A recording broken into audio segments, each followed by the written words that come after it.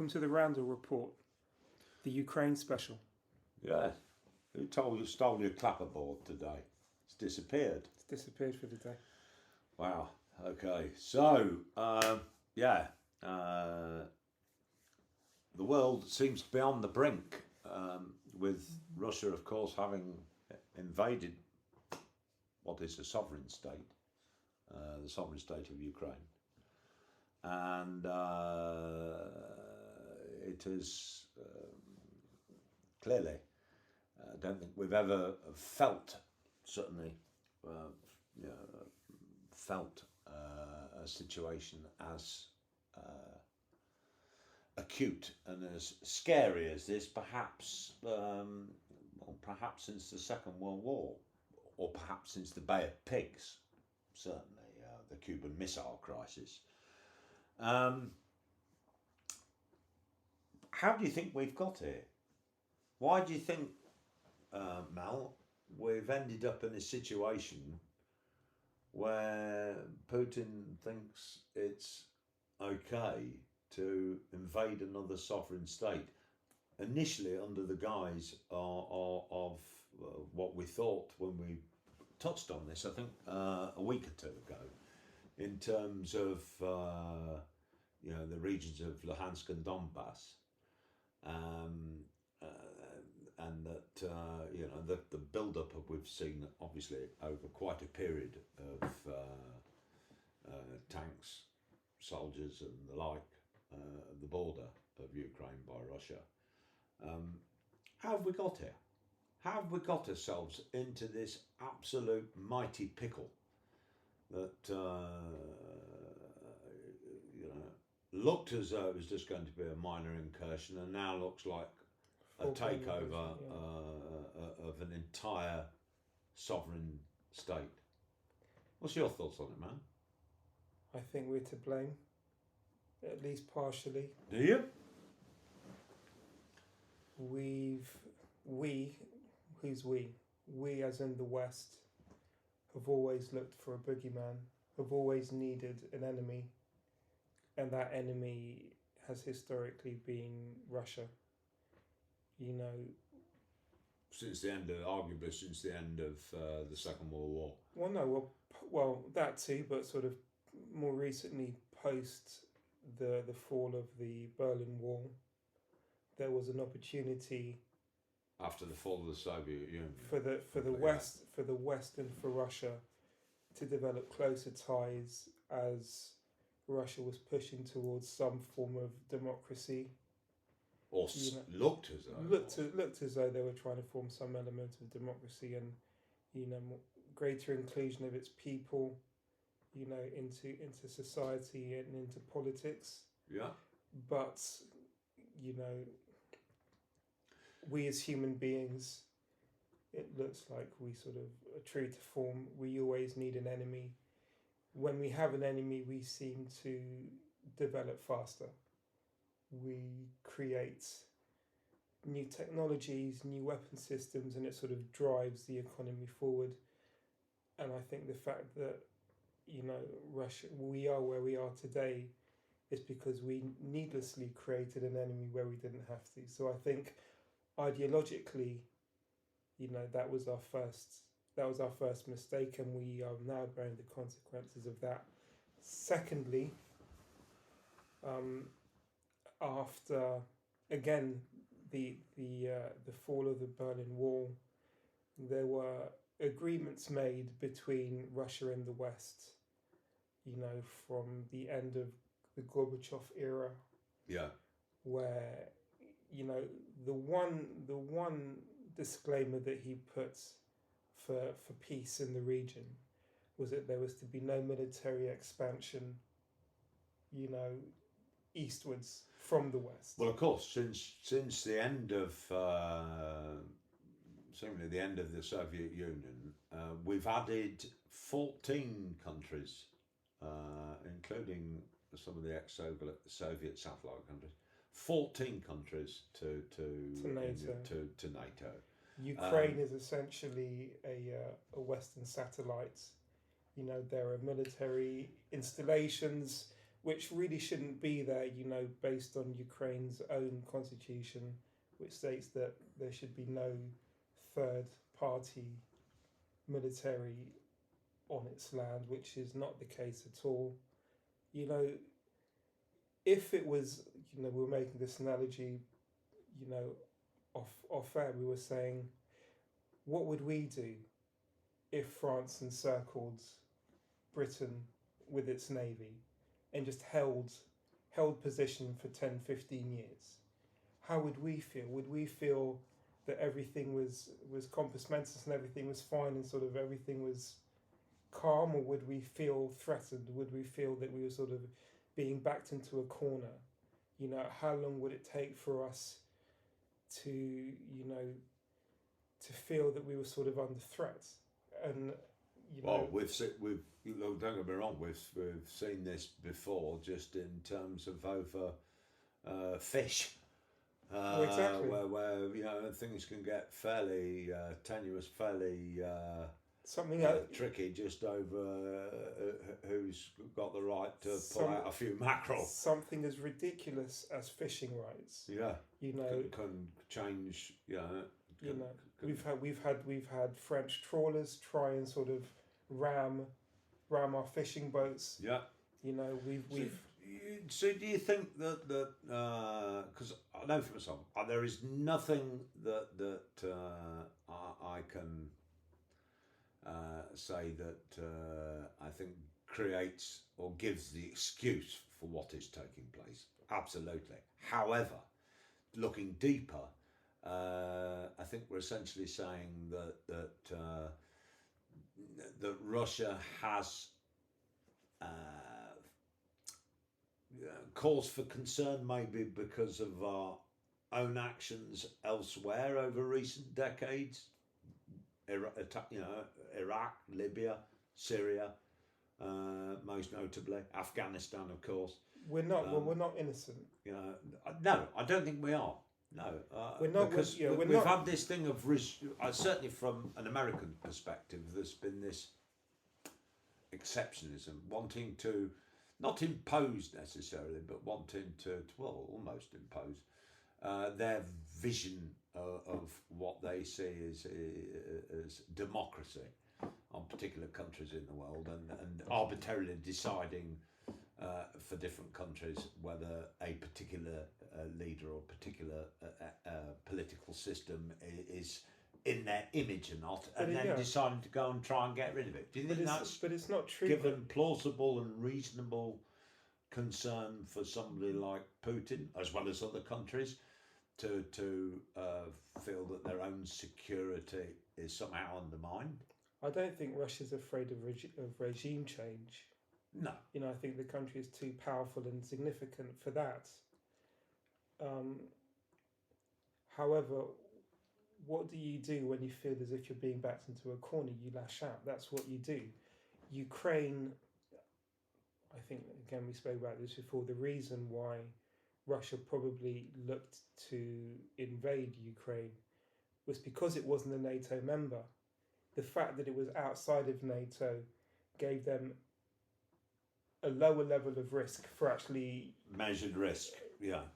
Because, and I agree with this, if Russia were to even take a boot into a NATO country... Like Poland or Poland or Estonia, whoever it might be, that lights a touch paper for war on a much larger scale, one that we would have to entertain. We'd have no choice because that's within the Article 5 mandates. Yeah. Right. I know there's been this assertion that the promise was made at the end of the Soviet Union that we wouldn't back the military up onto to the borders of, or close to the borders of Russia. And that seems to me to have been, that promise seems to have been broken, although the West seems to be saying that they're in denial that such an agreement was actually there. And it's very kind of difficult to get at the truth, because as we've seen only in recent weeks, you know, Putin's narrative, Putin's approach to it all has hardly. It's not exactly been truthful. Well, It's been a sort of aberration of of historical historical fact. I agree, but there's this ideological push. You know, it's difficult to sell a war. It's always difficult to sell a war. You know, I think Putin has had to sort of try to re-engineer elements of history just to make this incursion look a bit more acceptable. You know, I accept that there's a significant amount of the population who are against the war, and I understand that. You know, there's a lot of, well, there's not a lot of clarity as to how far this is going to go, what happens to the Russian people, the sanctions that have been imposed so far, what it means for their lifestyles, what it means for their businesses, what it means for our lifestyles as well. Frankly, I mean, As well. because you know, let's be about right. These sanctions that they're talking about, they're now talking about an energy price here, an energy price cap now, 3,000. not of 2,000 but 3,000. And you know, don't get me wrong, just putting the current situation slightly to one side for a second. Where the fuck is Rishi Sunak? What is he doing to mitigate, again, what is only going to add to the cost of living crisis that the British people face? I don't see them doing anything, you know, because... He has to go back to the drawing board. Now that this has happened, I don't think he can go ahead with the plans that he had. So he's now going to have to go back to his department, try and find a new way forward, one that doesn't affect national insurance, one that doesn't affect universal income, one that doesn't affect, you know, rises in either sort of, what was it called? Petrol. Yes, energy prices. You can't. I know you can't like mitigate fuel duty and all that sort of stuff. I know stuff, you can't mitigate it all entirely, but surely now's the time for him to at least popped his head above the precipice over the last few days and say, okay, look, we're going to suspend VAT on energy bills, or suspend the green levy on energy bills, because that's 20% of of the energy bills. No, I mean, it's surely there's good reason. VAT on energy is 5, and the green levy I think is about 20. Do fact check, but I do believe it is about 20%. And obviously Labour has talked about a windfall tax, because all of a sudden you're seeing mighty profits being made. Inheritance tax is what happens with all that. That's a big issue that they were talking about. Yes, of course, because it's frozen. It's pulling more people into the situation. They were supposed Although the way things are going with Russia and Ukraine, inheritance tax might be a bit of an irrelevant point. There was supposed to be a change in April. You know, it was the next time they were going to bring this up, but that's going to be definitely push forward. But I think now's the time that Rishi Sunak needs to step up to the plate and at least give... Rishi, where the fuck are you? Throw us a bone. Because to me, you know, at the moment, I would imagine, like me, the vast majority of the British people are sitting at home watching their news programmes and thinking, fucking hell, Christ, where are we going with We this? already have cars at the petrol station queuing up. Really? For petrol, because we don't know what the prices are going to be like in the next few days. Right, so out comes the old jerry cans again. Yeah. So is people going to be buying flour and, you know, basic amenities? We're going to end up with sort of shortages at the supermarkets like we had before. Oh God, here we go. Bog roll wars are back. We're heading back to that. We are definitely heading back to that. Jesus. Even I am cautious, and even I'm thinking that I need to do a shop for essentials, because you never know. Well, I'm kind of trying to avoid getting in on the act of that one, and just being kind of trying to be a bit more positive when it comes to the plot. But I know, it's going to be a case of who blinks first, a bit like everything else. But you know, do you think that it's acceptable for 1 minute that it's acceptable, since no matter what we've done at this end of it, not one shot has been fired against the Russians by NATO or the West. Not one incursion or anything else has taken place upon their territory. That they really have an excuse to invade another sovereign nation other than Russia's or Putin's ideological or legacy, desire for legacy to recreate a sort of Russian empire. Where's the excuse, really? When you have an amassing of troops, military equipment, missile systems all along your border, which has been happening over the past 15 years, and there's been no sign of abatement. But no shot fired. Doesn't it's matter. A big difference when you go and start killing people. In my opinion, it doesn't matter. Right. The way that I can't agree with, an invasion of a sovereign country. No. Not in any way, shape or form. But I do understand why it was done. And I understand the historical context behind it. Ukraine is being used as a buffer for Russia, as a buffer against the US, Europe, and the UK. Yeah, but hang on a minute. Once he's in Ukraine and he's taken it over, okay, let's say that happens, then where's the buffer going to be then? Because he'll have his line right up against the line of the NATO countries. But precisely. So where is there a buffer? There's achieved nothing except the huge loss of life and a further, blink he's destabilised the whole. I don't think so. World. This is what will cause more stability, because when you have two warring factions that are within eyesight of one another, the likelihood of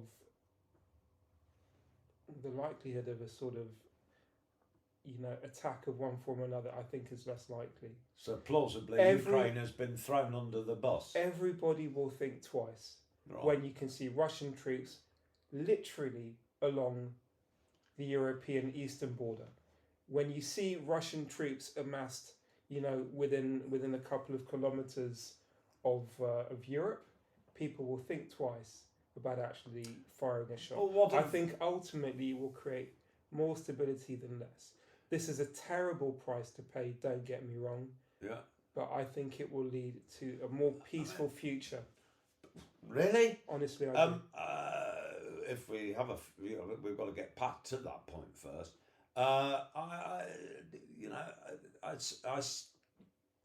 For what it's worth, we see all the media coverage. It feels sometimes quite difficult to get to the bottom line in terms of whether it's our reaction to it. I mean, don't get me wrong. I know this has been building up for a long time. There was the issue in Georgia.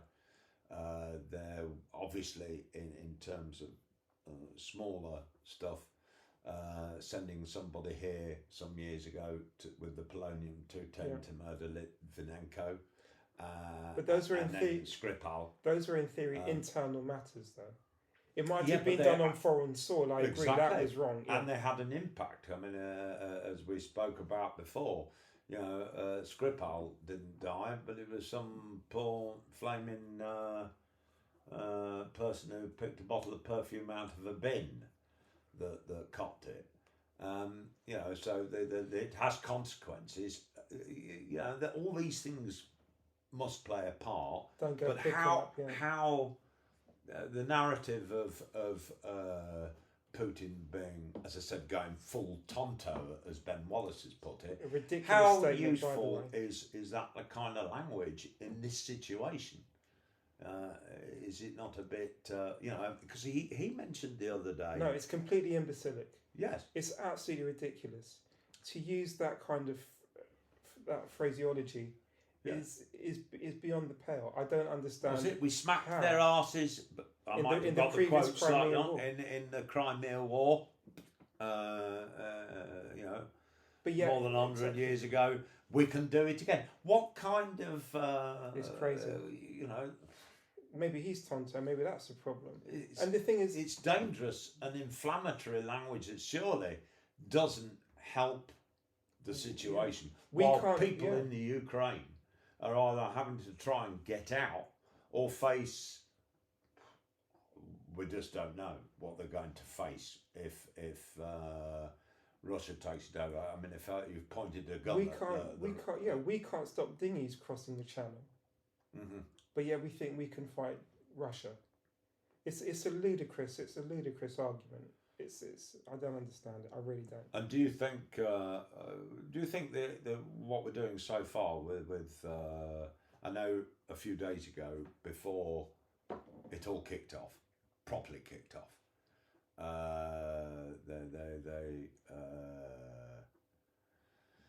our government announced some sanctions. It seemed to me like a bit of a pig in a poke. Three individuals and a few companies, I believe. Well, that was before the second wave before the big thing happened. And then of course now we've had the announcement of more sanctions. Do you think? What does that say to you? Does that say to you that we don't want to mix it up properly with Russia, or do you think those sanctions are sufficient? Have they gone far enough? I mean, what about this thing over SWIFT? This is an interesting one. Well, exactly. So SWIFT seems to be the red line that no one's prepared to cross. Okay, so SWIFT, for all of you that might not know, it's a payment system. It's the processing of foreign currency.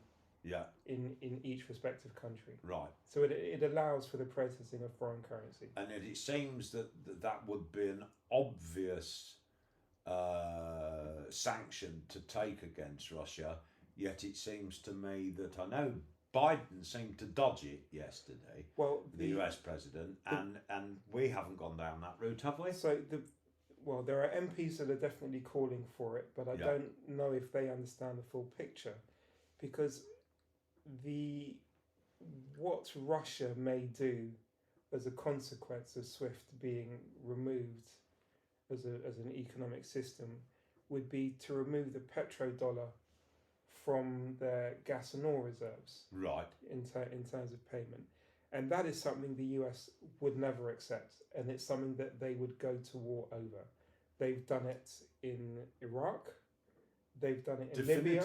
Definitively. Right. So we don't need to be fact checked on that, or is that Saddam Hussein, prior to this sort of weapons of mass destruction, within 45 minutes, which we all know was a load of nonsense. His original plan was to remove all of his petrol reserves out of the US petrodollar system, as was the case for Syria and Libya. Exactly. And there seems to be a bit of a pattern. And look what happened to them. Yeah. So his plan was to remove the reliance of the US dollar, to sell all of his petroleum products and gas using other currencies. Right. Which would then decimate the US economy. Yeah. And there is no way the US would allow it. So the US is playing a very cautious game, because what they do not want is for Russia to pull the plug. Russia is already moving towards the east. They have clearly formed an alliance with China, with Pakistan. Sounds a bit like a horse gate and bolted situation. Isn't that a bit late? With Pakistan and others. So Putin is well aware of sanctions and what it would mean. Okay, but he's factored those in, has he? It's already been factored in. So he's willing to accept the sanctions to take over Ukraine, which is rich in raw materials. But I believe they've got a lot of naval facilities, aeronautical facilities. They have 3 nuclear reactors, and they have other sort of primary and secondary minerals and materials that come from its natural resources. They've taken that into account. They've taken into account the new relationship that they're forming with China, and they essentially can more or less mitigate the sanctions which are being meted on them by us. Yeah. With sort of the benefits they can get from the east. And do you think we should? Because obviously, and it's a big problem, because now we are, the US is waning in terms of its, power and status the shifting in the world. sands of Yes. The West is also sort of The global faltering. order. So now we are having this new sort of duality of power, where Yes. the US and the West is no longer number one. Now we have Russia, Pakistan, other ex-USSR countries, like ex-Soviet countries, China, and sort of other countries in the Middle East, Yeah. which are forming, a power axis, which is plenty powerful, and they're able to operate independently without even having to look at the West. Okay. It's becoming a serious issue. It's less about. Is it necessarily a bad thing? I mean, it depends how you look at it and how you deal with it. Well, it's bad If for you us, don't isn't like, it? well, it's only bad for us if surely if it's only bad for us if we choose to make an enemy of other people rather than going, okay, this is. But that's our modus operandi. That's what we do. Right. Well, of course, Britain hasn't been out without its responsibility of causing an awful lot of bloodshed in its history. And we're Do you think paying. And it's we're paying the something that's- price. Yeah, I do believe we are. I mean, obviously, there's obvious concerns that with what's happening, China's sort of giving the impression, although it's interesting that quote from China supporting dialogue to resolve the Ukraine crisis seemed to be slightly less than, to me, in the language, less than full support. I think it's as strong a statement as I think they can make. Right. Diplomatically speaking. Because obviously the great concern, there was an incursion yesterday, I noticed again, into Taiwanese airspace by the Chinese. With China's relationship with Russia, do you think, obviously there must be the big worry that China will use this moment, this opportunity of the world being in a state of flux to do what it has largely wanted to do for a while, which is to take Taiwan. So many media outlets have essentially claimed that China is simply waiting to see how Russia fares with Ukraine. Yeah. If it's successful, it will essentially look to take Taiwan. Right. And again, the same way that people aren't really willing to die for the Ukraine, most of us aren't willing to die for Taiwan either. Do you think, considering where we are, because I know, there's no doubt, we keep going down this road of the language, the kind of language that people like Ben Wallace has. Do you think that there's still room left for dialogue to kind of pull this back? I think we've all probably going to accept that Ukraine, it looks as though it's going to end up being a done deal. It's a goner. I don't think redrawing. I don't think there's any way back at this point. Do you? And do you? What could you offer Russia today that would make them return their troops back to the motherland? I mean, really, what could you possibly say? Well, look, considering we've got all this long range stuff, wouldn't a start be? Let's start talking about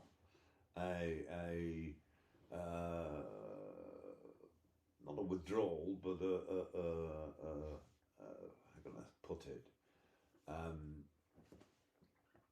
The start of breaking down all of the weaponry we've got in the NATO countries facing Russia to answer some of these questions, or rather, because obviously we don't feel as that his it seems to me the narrative is that we do not accept this argument that Putin has of the security concerns of his own nation.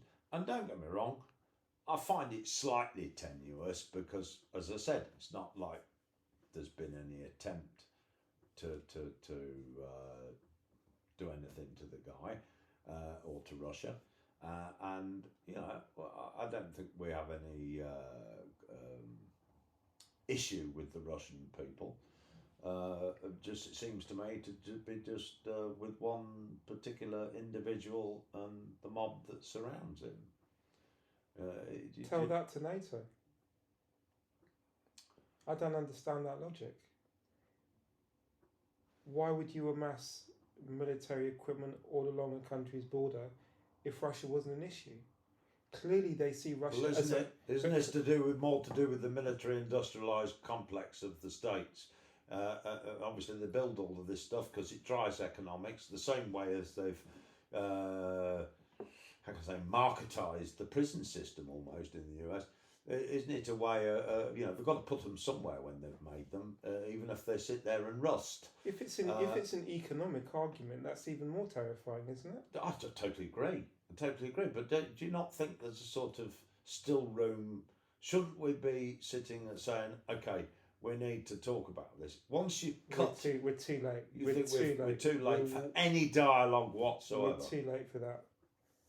Once Ukraine is subsumed into the Russian Federation, then there'll be dialogue, and it will be simply to redraw lines, to find a way that, But there's this further military contact stops. There's this bloody narrative that whether it's right or not, or wrong, whether it's how accurate it is always open to question, because every country's media is bound to be slightly stilted in the direction of where it's coming from. Do you not think that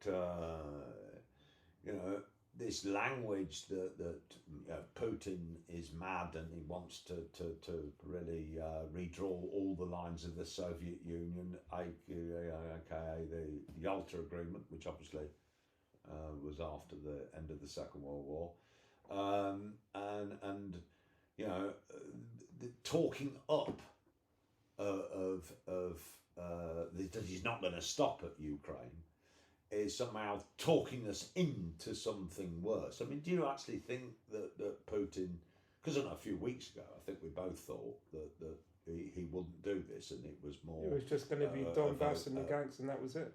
Or trying to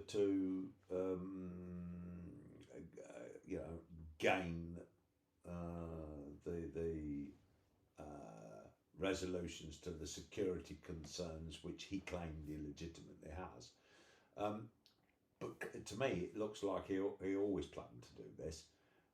Yeah, what do you think about the possibility of him planning and wanting some of the other countries that were also used to be part of the Soviet Union but are now part of NATO? Where do you think is the gambling head of Vladimir Putin now lies? I think it's Ukraine, and that's it. Well, I bloody hope so. I don't think he would risk putting even a boot into a NATO allied country, because that really would mean a massive, increase in sort of military, action. I think we really are talking about World War III, and who knows what might happen after that. I mean, the problem is it's the law of unintended consequences. Once you start going down a particular road, it takes one mistake. One mistake, and before you know where you are, it's like, how did I get here? Because even yesterday, was it Turkey stated that one of their ships had been bombed. Really? By whom? Well, they assumed the Russians. But I thought the Turkish... I know Turkey's part of NATO. Turkey's part of NATO. But Turkey's been kind of a bit in the middle, because they've been quite... well, that's the nature of Turkey. Putinesque. It's one foot in the west, one foot in the east. Yeah. But they're hardly friendly either. No. Erdogan is a bit... Erdogan, Tayyip Erdogan, yeah. He's ex-TV show host, I think. He's a bit of a nutter as well, yeah. Right? I mean, that could have also caused untold damage, if NATO had decided that Turkey was essentially being invaded or attacked. I'd be curious to actually see more on this claim of the Turkish. Could it have been a false flag? We don't know, but a Turkish ship was attacked. Okay, yeah. Very, very dangerous situation we found ourselves in, but one that ultimately we participated in. We participated in this action. Well, it just seems to me the whole thing is so fucked up.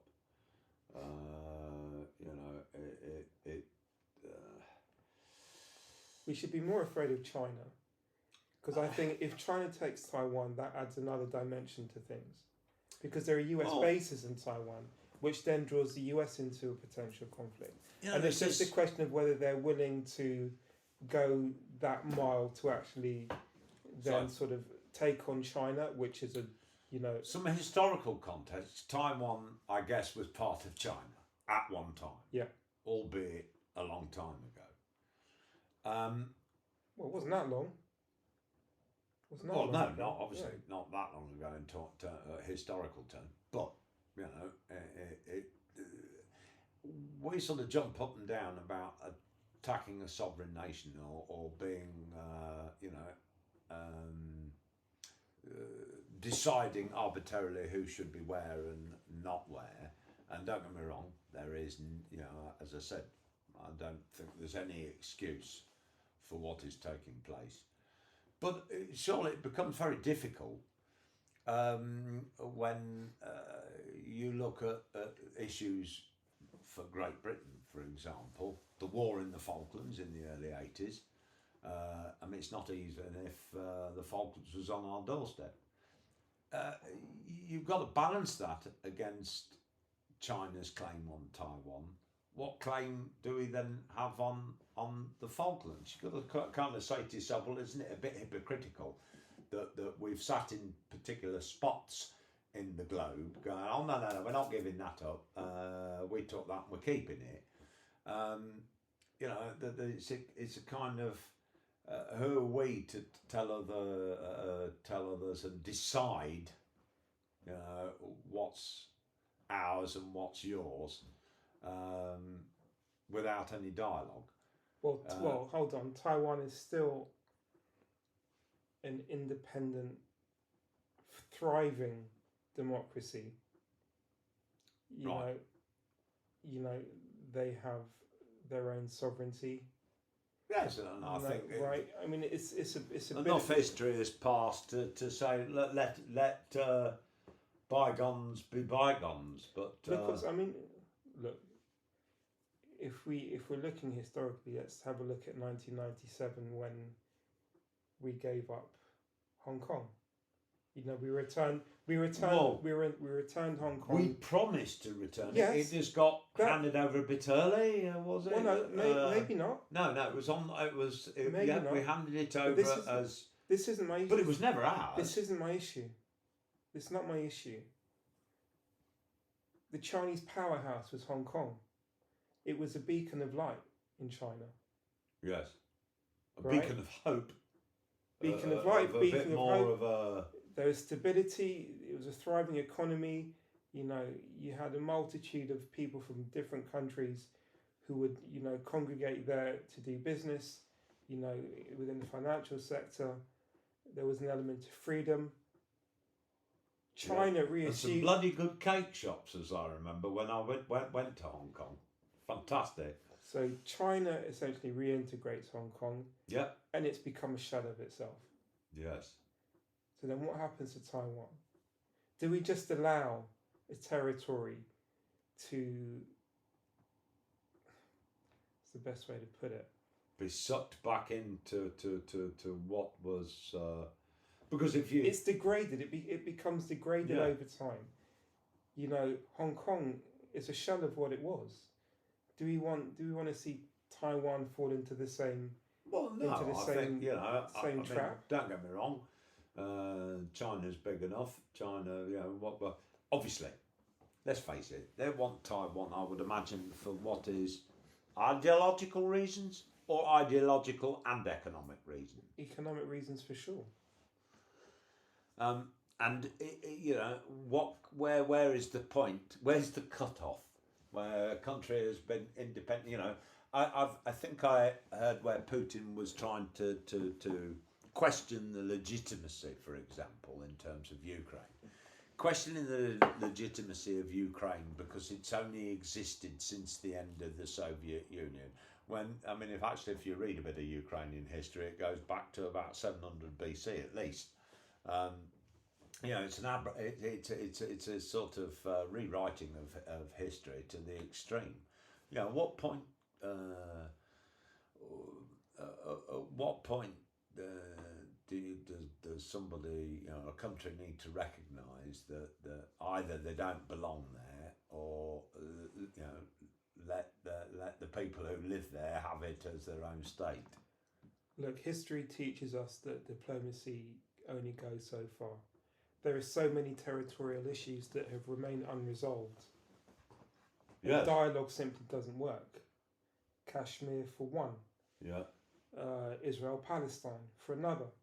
There are so many sort of territories which are disputed. There are islands between Russia and Japan. There are islands between China and Japan. China and the Philippines, China and Indonesia. There are all of these sort of territories that have remained disputed and unsettled. I think there's actually still between Russia and Germany, the end of the war wasn't actually, what do you call when you end a war? Well, there's like a mandate. Oh, you mean a truce? Yeah, so essentially Or Russia and rather Japan. But Russia and Japan in theory are still at war because they have these undisputed islands that they've never actually managed to resolve. Crikey. Right, but it's the case for many places. Oh, and we find ourselves a lot about the human. We find ourselves in a position now with the Ukraine, ex-Soviet states. Yep. Geographical territorial lines altered by the decade. So do you think that, don't get me wrong, that Putin has gone full Tonto, that there is that he is slightly unhinged? Because don't get me wrong, taking away the narrative that certainly the likes of Ben Wallace has pushed, I do look at Putin and think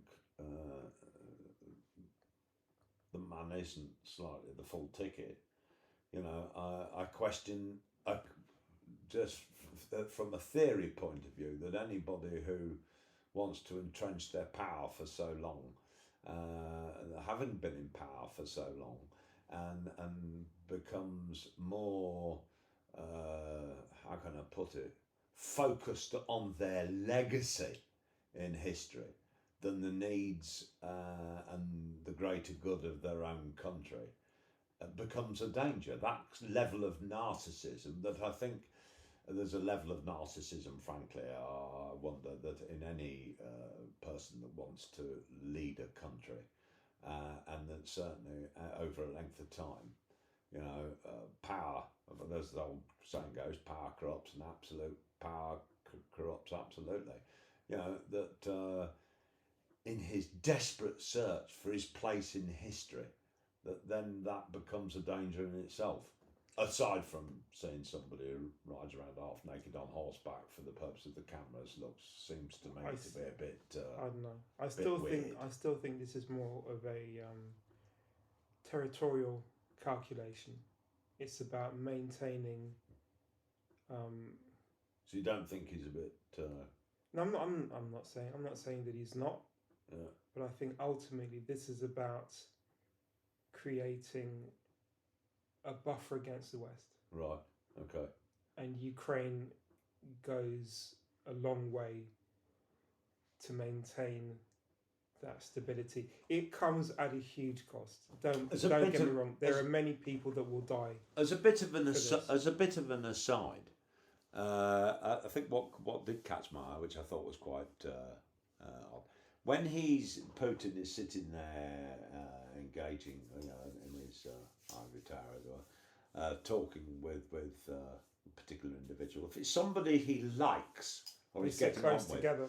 The table is small. Yeah. And yet when I noticed this quite recently, that when it's, say, somebody like Emmanuel Macron or whoever, the table's like 50 metres long.